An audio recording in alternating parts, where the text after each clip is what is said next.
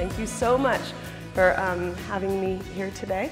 I have a lot that I'd like to talk about. And look, I'm setting a timer because I could be up here all day talking about this topic. It means a lot to me. So I would love to talk to you this morning about before the aha moment, a look at learning.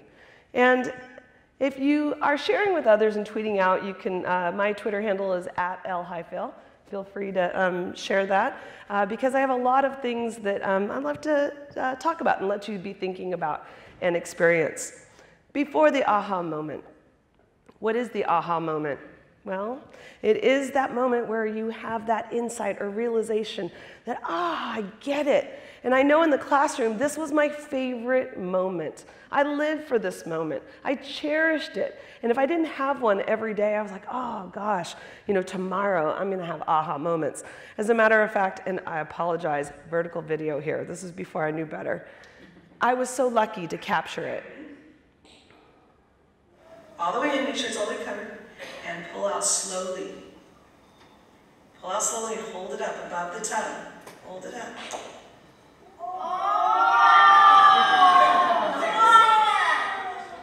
You know that feeling, don't you? So what happened? The moment was more than bubbles. It was a big realization, that moment of, I get it. And I love that moment in the classroom because it's the relief, right? It's the, I get it. I now have learned. But you know what we don't pay attention to? The moment before the aha. And that's what I'd love to talk to you about. Now, in order to talk about this, we have to kind of think about what are the learning expectations that we have for our students. And let's really get to the core of it, right? Because this is really all that's on our mind right now. And on top of Common Core standards, we have a lot of other expectations. We want critical thinkers, we want collaborators, we want problem solvers, we want lifelong learners. Yes, we could do all that, right? And then you're like, so overwhelmed. Do you know I have Lucy Calkins to integrate? And I'm trying to engage New York, and I'm trying to use technology. How can I get to all of this? Kind of becomes a little cliche. But this is the expectation, isn't it? I mean, there's so many different ways this is talked about. I've heard the 4 C's, it goes on and on. I want to show you this video. Now, please, don't take this at base value. I'm not talking about babies here. I love metaphors. I want you to imagine my middle schooler at the kitchen table doing his math homework when you watch this video. And I want you to think about implications for learning.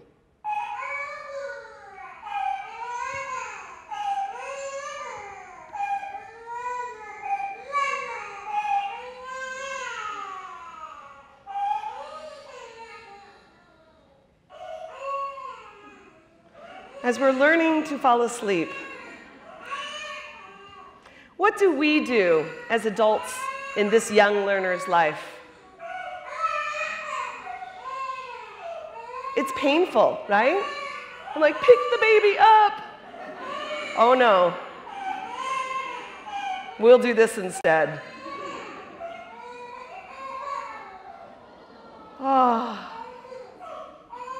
Do you feel it?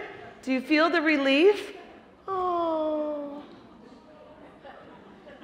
Is that the best? You're the superhero. You solved the problem, right? Now, granted, it's a baby, but I said, imagine my middle schooler at the kitchen table crying over their math, because now begins the problem.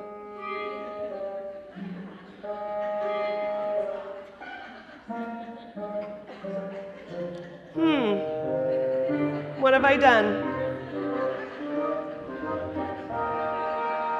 Do you have an exit plan?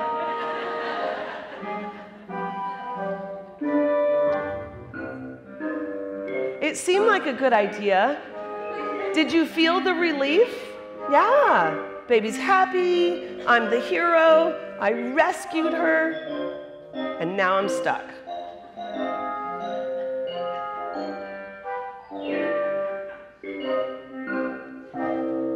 And if you think this kid does not know what's going on, think again.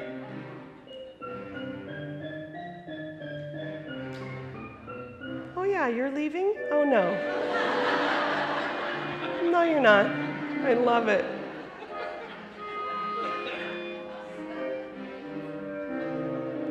Oh, please, I can't do my math homework. Help me.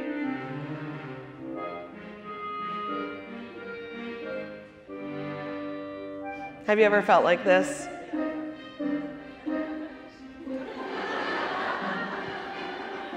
Do you have students like this in the classroom? And you know you started this. You know you did. Because they don't want to do this on their own. They need you.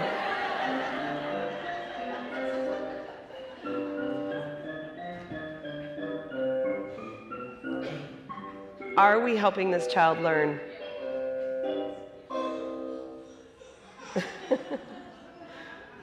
Oh, I'll solve it. I can solve it. Because, ladies and gentlemen, this is the face of learning. This is the face before the aha moment. And are you okay with it? I know you're not, and I know that his parents are not, because I see them posting on Facebook. I saw what they wrote. It's public. And they are asking for help on that math homework, that Common Core math homework, that what you're doing to them, because this is the face at the kitchen table, and they're not quite sure what to do. And this is what we're starting to see. That panic, that I've got to fix this. I've got to rescue them. I'm not comfortable with this face. Now raise your hand if you think that I'm talking about this as a parent. How many of you feel this way in the classroom? I remember the first time I gave that critical thinking problem to the class, the number sense. We were trying to build number sense. All right, guys, I'm going to explain why this works. And they all look at you like, I have no idea what you just said. And the panic starts going. And you're like, that's it. See, they don't get it. They're too young. They can't do this. I'm just going to show them this little trick. I have a song. And it will help you remember.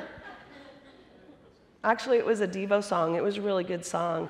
Flip it good. When division comes along, you must flip it. Because I didn't want to see that face. It made me really uncomfortable. And as we get into Common Core, this is the face that we need to be looking for. And this is our new lesson. How do we help him get through this face and this feeling without getting in the crib? Because we're not really rescuing him. We're not really helping him become a learner. Now think back to those expectations. Is he a problem solver? Is he a critical thinker? Is he going to be a lifelong learner? Now, I have another video that shows another example of what I'm talking about. I almost love the comments of the people who are taking the video as much as the video. And I warn you, this is also painful for you to watch. But watch this mother duck. Look at the one that made it. Watching all the other ones. Oh!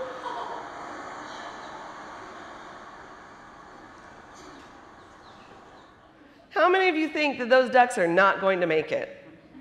I mean, when I first watched this, I'm like, oh my gosh, there's no way. It's not gonna happen.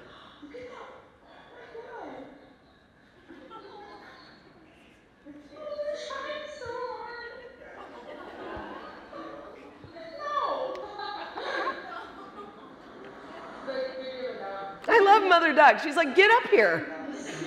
What are you waiting for? And she's not even coming close to the edge. Ah, all right, you did it. Good. Go get in line. You don't get a star. You don't get a reward. Get over there. All right, the rest of you, you saw what your brother did. Get up here. Does she believe in her children? Does she have confidence that they'll make it up? Wouldn't she have gone a different route if she didn't think they'd make it up? Or would she? Is she challenging them? Don't you want to just go scoop them? It'd be so much faster. Because you have so many standards to teach. It's just faster. Just help them up those stairs. Oh, there they go. Sure enough, that one did rock climbing. Look at this last one. Look how many times he smashes his head. And does he give up? And look at her. She's like, get up here. Do I have to come over there and help you? She knows how cute is that? And they did it. I know. Is that amazing? I cannot tell you which one, the crib or the ducks, right? They are your students. And I want you to think about that when it comes to that frustrated face. I'd love to take you on a little journey of my own schooling. You see, school was rough for me. I had a hard time in school. I didn't feel like anyone got me as a learner. It also was, I was the new kid every year in school. I moved 13 times. I think that has a lot to do with my personality now. My first move, my first school move was Ravenswood, West Virginia. Yes, it's exactly as you imagine.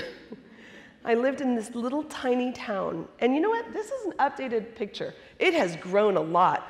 Along the Ohio River, we had one stoplight. And I went to this school. There's the face of the future.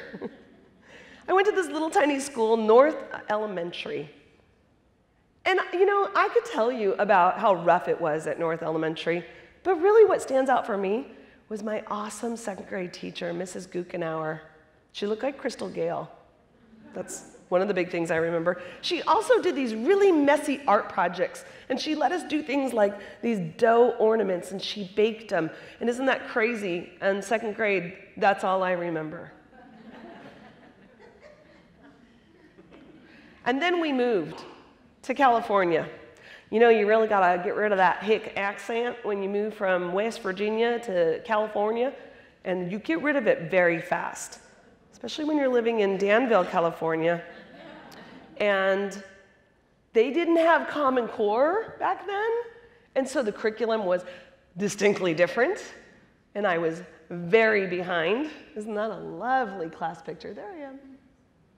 And in this classroom, it was the 70s. There were no walls. So guess what I did? I just visited all the classes. I'd be like, where's Lisa today? She's in some other classroom. But you know what would anchor me in my classroom? Mrs. Brown would read to us every afternoon. She'd read big, thick chapter books that were way above our grade level. I loved being read to. I remember those stories today. They really stuck with me. Oh yes, we moved all the way back to the East Coast after this, to Long Island, New York. At that point, I didn't even know the United States had an island in it. They did, Long Island. And there I was, lots of hair issues, you could see. Lots of frizz when I went to Long Island because it was very humid there. And when I was there, I had the tallest, scariest teacher ever. Now, granted, I was not the tallest kid ever. It hasn't changed. Her name was Miss Sealander, and she kind of scared me. Actually, she didn't kind of scare me. She really scared me. But when we finished our work in her class, you got to go sit in the bean bags in the back of the room and knit. Now, I'm telling you all this because I thought about this, and what's amazing is we can look at everything that our teachers aren't in our lives. Because I could go on and on about what they weren't. But I look at myself as a teacher, and what those teachers gave me, I look at my classroom, I couldn't believe it. I did art every Friday. We'd pull out all the paints. It was super messy. I had beanbags in my classroom, and we did colonial crafts. We knit. And I read to my class every day after lunch. And that's who I became as a teacher, and I realized those teachers gave a little piece of themselves to me, and that's who I became as a teacher. So instead of thinking about what we're not getting from our teachers, What are we getting? The number one thing I got? Connections. I connected to them in some way. You see, your students don't care about the Common Core standards. I'm sorry, they don't. This is what they care about. They want to be noticed, they want to be heard, and they want to be understood. And that's all I cared about. And once someone connected with me, I would do anything for them. That was the superpower. Now, I'm going to talk again about the learning expectations. Well, I'm going to add a few more for you, because I think you can do better. I think you can work with kids to become curious learners, engaged learners, inspired learners, and connected learners. And you're probably saying, yeah, right. How's this? Well, I have a little superhero. Oh, that's right. I forgot to tell you. You have to do this all while you're doing digital lessons, which adds another new layer for you. I love the nesting doll image, again, the metaphor. How many layers can we add in? Your innovative pedagogy, using digital tools. But there is an answer to this. And this is what I've been working on for the past year. I want you to look at case sample number 1. AP World History Summer Project Requirements. Woohoo! This is what I want to do in my summer. The first thing your students do, oh, they zero in. There's a bold sentence. It's called due date. That's what they're looking for. I can't wait to do this. I'm inspired. Could you change this up? Could you change the thinking of your students just in the way you package this? You see, I think packaging has everything to do with what I've asked of you. Can you change the visual effect? Can you change the way it's organized? Can you make it inquiry-based? Can you inspire curiosity? Make it come alive? I say you can. Imagine if you took this and you called in my personal superhero, the HyperDoc. And you made it this. I took the same requirements. I repackaged it. I made it visual. I said, click here for the project requirements. Ooh, what is that? Post your thinking here. What's in there? Click here for project requirements for this one. Are you building your lessons and engaging your students in a way that gets them to be curious learners? How about this reading lesson?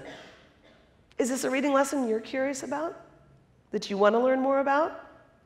My favorite book, Wonder. I want kids to be interactive. I want them to really follow through with all those cliches I just told you. Collaborate, be curious, be thinking. I ask them to post their thinking here. And then I love the blend from real life to tech life. Turn and talk. Look at the person next to you. Share your thinking. And then create a poster. Be creators. Don't be consumers of tech. It's all packaged here. I don't have to stand up in front of the classroom and explain step by step what you're supposed to do. You can do this and take the lecture out of it by how you package it. Any of you one-to-one? Any of you have Chromebooks in your classroom? Any of you have some devices that kids can pick up and get on? You can create this. How about this one? How many of you work in a computer lab with students? You walk into the computer lab, they should just get to work. Here's the URL, kids, get on. Here's your assignments for the day. Right here, there's the lesson, there's your task. You want to build a collaborative lesson in the lab? Here's one on Native American regions. Talk about a lesson makeover. You can divide up your class for collaborative learning. You can have them in different groups. You can build the Google presentation ahead of time and have that link go straight there. So each of the groups can go in and start building their slide deck. Now you might think, oh, that's a great lesson. Really? The heart of the lesson is right here. Because you're not wasting time with the lecture and the how-tos. You're getting to the heart of what you're wanting them to do. Read nonfiction information, pull out the most important details, and express that thinking. all in packaging. Would you be curious to see what's behind those links? How about this one? All right, I got to dive into this one. I can't help it. How about the hyper map? I love video. And if you've ever seen me talk about video before, you know what I'm talking about. And I started to think, you know what? All my videos take place somewhere. Yet I'm not sharing that somewhere. So why not take one of my videos and put it where it actually takes place? And why not take one of the videos, this one. Oh, it's not showing down below. Usually, if it's smaller, you would see that there are an assignment on here underneath, a prompt. You give students this link and say, you know what, tonight, I only want you to watch 2 of those spots and do what the prompt says to do. Would you stop at just 2? Would you want to know what's behind all the other ones? Oh, there it is. There's the assignment. Would you be curious to be able to do these activities? Put your assignment here, the video here, and package it differently.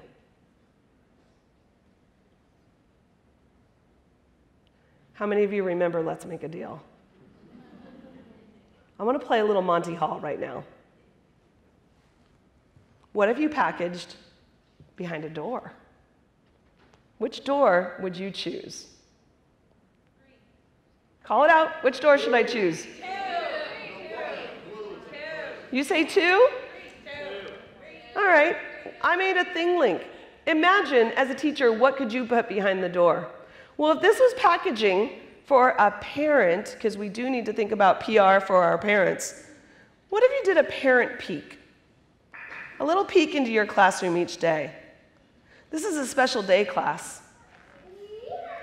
Do you know what it would be like for a parent to see what is actually going on in their child's classroom?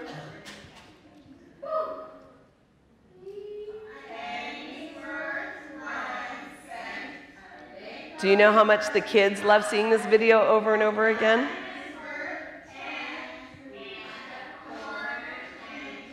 All right, you get the point of that one. Which door should I do next? Call it out. What do you want? All right, I hear 1. What if I went to 1 and instead I put an assignment? Oh gosh, another presentation within here. What does place mean to you? And the kids slide through it. And within this is a video. It's getting meta now, isn't it? A presentation within a presentation. And in here it says, click here to share your thinking about move. And keep going is place about where you learn. Click here to watch about learn, and click here to share your thinking. Do you see how these lessons are like a rabbit hole that you can go down? You can keep engaging kids. Let them wonder what's behind the door. Oh, you're wondering about door number 3? Oh, you asked for it. It's like the goat on Monty Hall, right? You know, on Let's Make a Deal. But you could plant something there, a brain break, like a let's just have a laugh. How many of you work with teachers and you train teachers? What if you got teachers to collaborate? What if you made this hyperdoc for teachers and you said to the teachers, what would you put behind the door? And you had them go through this collaborative experience together. And they had the opportunity to work together and each put some content behind that door. It's all in the packaging. Are you curious to see this document? How many of you are administrators? Oh yes, you can do this also. If you think about flipping your faculty meetings and packaging some of the nuts and bolts so you can get to the heart of what your faculty really needs during that faculty meeting time. You see, what starts to happen is this wonderful thing. You can see how excited I get over these hyperdocs. It gets to the heart about what I love most about teaching, which is creating. I love to create these wonderful lessons that the kids come into the classroom and they're saying, what are we going to do today? And they're all anxious. Oh, nothing big. Pick a door. And they're so excited. I'm like, no, no, no, no, only one door today. No! Like hold back. When you are inspired, guess what happens to your students? They become inspired. When they're inspired, guess what happens to you? You become inspired. You start this cycle. And all of a sudden, all of those expectations are not so hard anymore because you are loving this. You have turned your thinking inside out. And instead of saying, you're making me look bad because you're doing all this cool tech stuff, you're now thinking, you inspire me to do better. Can we turn our thinking to start looking at life, at teaching, at learning this way instead of, I can't do this. It's frustrating. You're making me look bad. I feel like a failure. You see, I think it's all in how you look at it. Are you so worried about failing that you're not even thinking about the possibilities that could happen?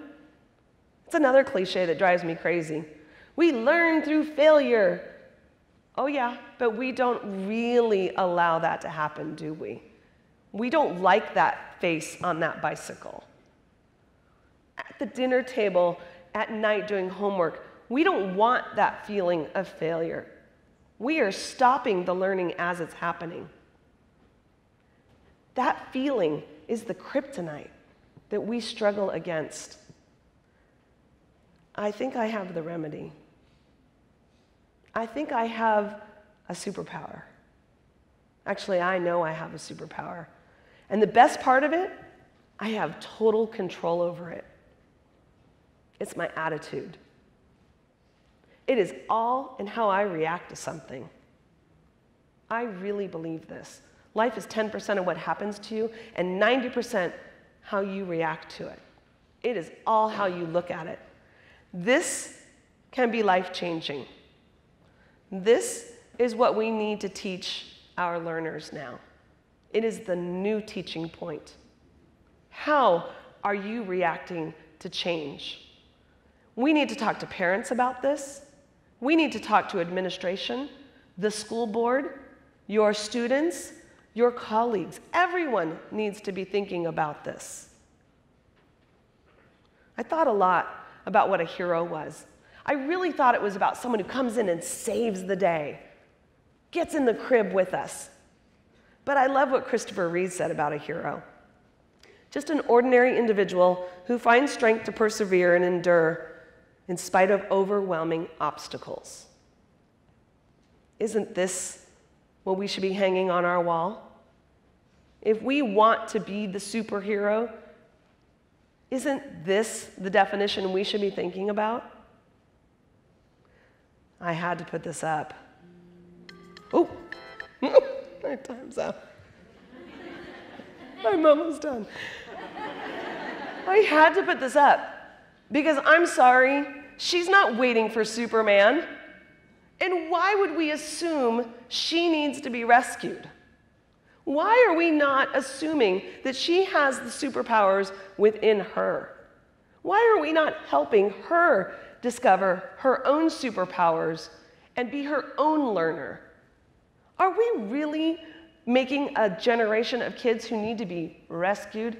Are we convinced that crawling into the crib is the right way to raise lifelong learners, critical thinkers, problem solvers? I disagree with this.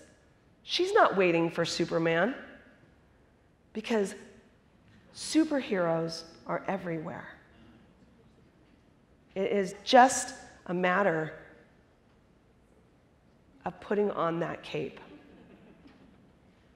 and acting that way and changing your thinking. You have this power. It is in you. You wake up every day with that choice.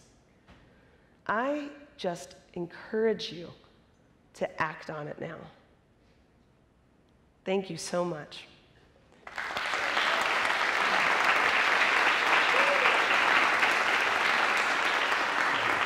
One last comment. Of course, I made a hyperdoc for you.